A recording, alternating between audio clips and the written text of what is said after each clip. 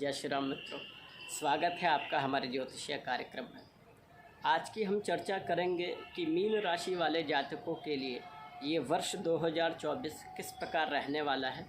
क्या वो ऐसे उपाय हम करें जिससे ये वर्ष हमारे लिए कल्याणकारी सिद्ध हो, और क्या वो हम सावधानियां बरतें जिससे हमें सजगता और सहजता का अनुभव हो इस पूरे वर्ष। तो ये वर्ष मित्रों आपके राशि में ही, मीन राशि में ही पूरे वर्ष राहु देव विराजमान रहते हैं।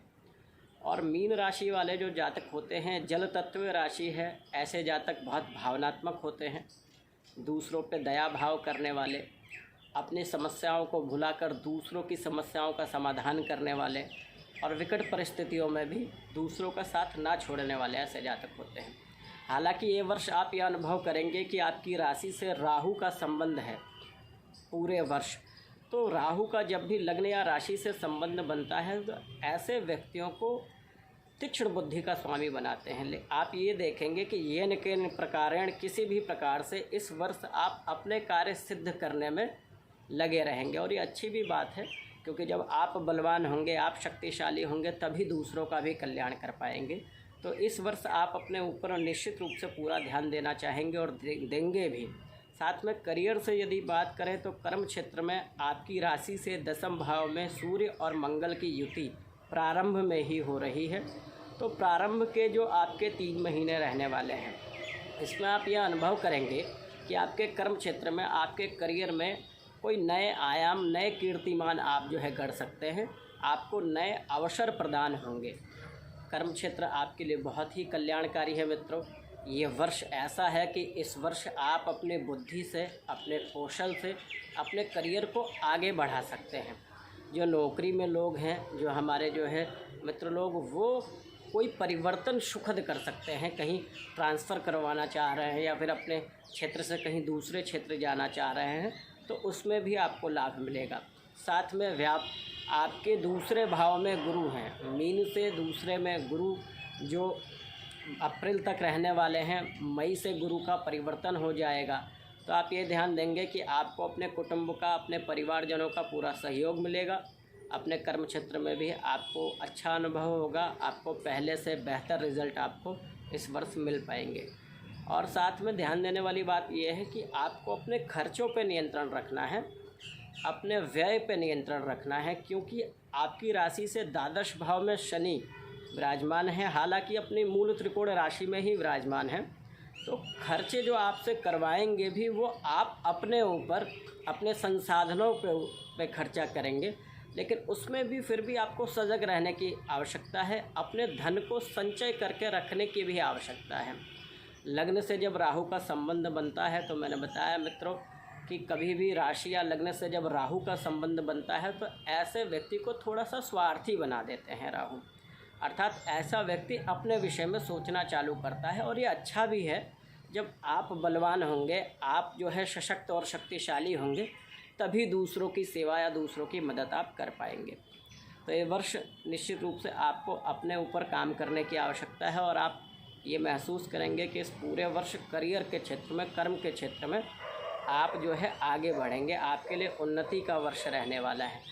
जो हमारे विद्यार्थी वर्ग के लोग हैं, जो हमारे मित्र लोग हैं, उनके लिए ये वर्ष कंपटीशन एग्ज़ाम में आपको लगेगा कि आप पहले जो भी आपने मेहनत की है उसका रिज़ल्ट आपको इस वर्ष मिल पाएगा। सजगता क्या रखनी है मित्रों? सजगता इतनी ही रखनी है कि इस पूरे वर्ष में कोई आपका अपना, अर्थात आपके अपने संबंधों में विच्छेद ना हो, आपके अपने मित्रों से आपका विच्छेद ना हो।